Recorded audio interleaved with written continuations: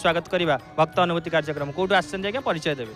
मो ना गणेश्वर जेना बालेश्वर जिला बस्ता ब्लॉक कौन रही महाप्रभुर अनुभूति निश्चित बहुत अनुभूति अच्छी ता भर गोटे कहबी 2003 मसीह मुझे करूली construction L&T company road job रे काम करूली सुपरवाइजर थे मेसीन तेल सजाइला खोलिया मेसीन लोडिंग पॉइंट मुझे एवं मत ऑपरेटर कहले जनाब टिके आपन बकेट रे 500 लीटर गोटे तेलटा अच्छी आपन टिके धरिकी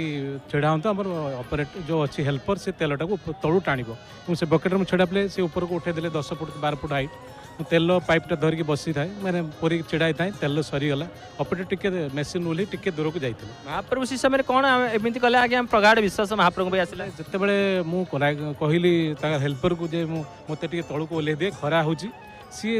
ऑपरेटिंग करी नहीं जानी नहीं बोली मुझे जानी से हठात कि जाई कहला हम ओह्लई देवी आप मेसीन स्टार्ट कर बोमटा बुले